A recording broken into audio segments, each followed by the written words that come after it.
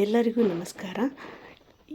ಇವತ್ತು ಈ ವಿಡಿಯೋ ಮಾಡ್ಲಿಕ್ಕೆ ಕಾರಣ ಏನಂದ್ರೆ ಗುರು ರಾಘವೇಂದ್ರ ಸ್ವಾಮಿಗಳದ ಸತತವಾಗಿ 7 ದಿನಗಳ ಕಾಲ ವದಂತಿ ಇರೋದ್ರಿಂದ ಅದಕ್ಕೆ ಆ ಫಂಕ್ಷನ ಯಾವ ರೀತಿ ಮಾಡೋದು ಅಂತ ನಮ್ಮ ಮನೆಯಲ್ಲಿ ನಾವು ಯಾವ ಥರ ಆಚರಣೆ ಮಾಡೋದು ಅಂತ ಹೇಳ್ಕೊಡ್ತೀವಿ ನೋಡ್ರಿ. ಕಲಿಯುಗದ ಕಲ್ಪತರು ಶ್ರೀ ರಾಘವೇಂದ್ರ ಸ್ವಾಮಿಗಳ 431ನೇ ವರ್ಧಂತಿ ಮಹೋತ್ಸವಕ್ಕೆ ಜನ್ಮ ದಿನೋತ್ಸವನೂ ಬಿ ಅಂತ ಕರೀತಾರೆ.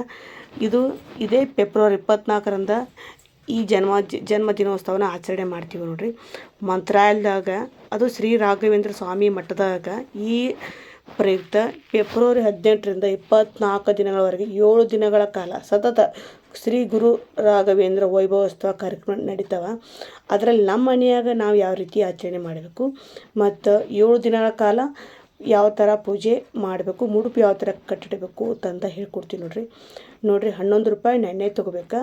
ಅದಕ್ಕೆ ಒಂದು ಬಟ್ಲು ಅಡಿಕೆ ಮತ್ತು ಒಂದು ತುಳಸಿ ದಳ ಮತ್ತು ಸ್ವಲ್ಪ ಮಂತ್ರಾಕ್ಷತೆ ಹಾಕಿ ಮುಡುಪು ಕಟ್ಟಿಟ್ರೆ ನೀವು 7 ದಿನದಾಗ ನೀವು ಏನು ಅಂದ್ಕೊಂಡಿರ್ತಿರಲ್ಲ ಅದು ಈಡೇರ್ತೈತೆ ನೋಡ್ರಿ. ಇದನ್ನು ಹೇಳ್ತೀನಿ.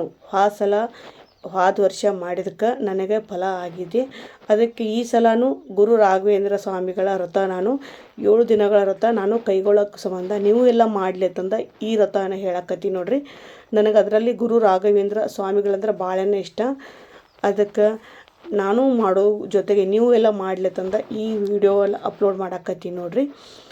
ಮತ್ತು ಫೆಬ್ರವರಿ 18 ನಾಳೆ ಹಿಡ್ಕೊಂಡು ಫೆಬ್ರವರಿ 24ರವರೆಗೆ ಈ ವ್ರತ ನಾವು ಅಚ್ಚುಕಟ್ಟಾಗಿ ಮಾಡಬೇಕು. ಯಾವ ರೀತಿ ಮಾಡಬೇಕಂದ್ರೆ ಬೆಳಗ್ಗೆ ಬೇಗ ಎದ್ದು ಮನೆಯನ್ನು ಸ್ವಚ್ಛಗೊಳಿಸಿ ಪೂಜೆ ಪುನಸ್ಕಾರ ಎಲ್ಲ ಮಾಡ್ಕೊಂಡು ಗುರು ರಾಘವೇಂದ್ರ ಸ್ವಾಮಿಗಳ ಸಪ್ರೇಟ್ ಫೋಟೋ ಇಟ್ಟು ಅವ್ರಿಗೆ ಹಳದಿ ಹೂವು ಅಂದರೆ ತುಂಬಾ ಇಷ್ಟ, ತುಳಸಿ ಮಾಲೆ ಮತ್ತು ಅವರಿಗೆ ಗಂಧ ಕಡ್ಡಿಕ್ಕಿಂತ ಧೂಪನೇ ತುಂಬ ಇಷ್ಟ. ಧೂಪ ತುಪ್ಪದ ಆರತಿ ತುಂಬಾ ಇಷ್ಟ ರಾಘವೇಂದ್ರ ಸ್ವಾಮಿಗಳಿಗೆ.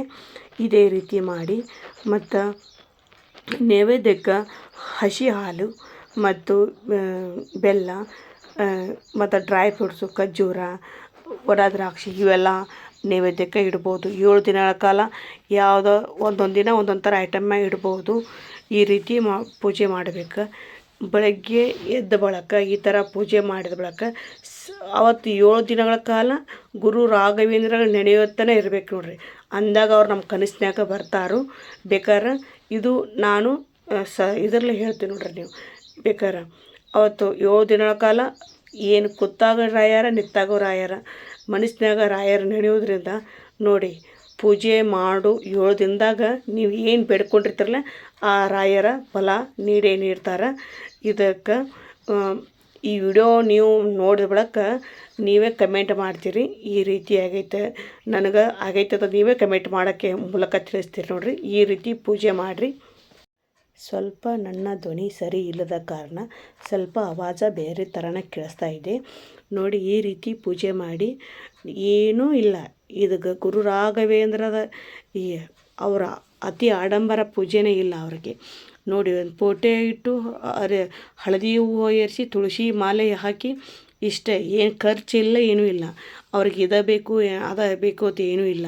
ಇದೇ ಸಿಂಪಲ್ ಪೂಜೆ ಮಾಡೋದು, ಸಿಂಪಲ್ ನೈವೇದ್ಯ. ಏನು ಆಡಂಬರಕ್ಕೆ ಆ ನೈವೇದ್ಯ ಬೇಕು ಈ ನೈವೇದ್ಯ ಬೇಕು. ನಮ್ಮ ಮನಸ್ಸನ್ನು ಸ್ವಚ್ಛ ಇದ್ರೆ ಎಲ್ಲ ಸ್ವಚ್ಛ ಇದ್ದಂಗೆ. ದೇವರ ರಾಯರ ನೆನೆಯುತ್ತಾ ಈ ಪೂಜೆ ಮಾಡಿರಿ. ನಿಜವಾಗ್ಲೂ ಹೊತ್ತೂ ರಾಯರ ನಿಮ್ಮ ಕನಸಿನಲ್ಲಿ 5 ದಿನದಲ್ಲಿ 7 ದಿನದಲ್ಲಿ ಕನಸಿನಲ್ಲಿ ಬಂದೇ ಬರ್ತಾರೆ.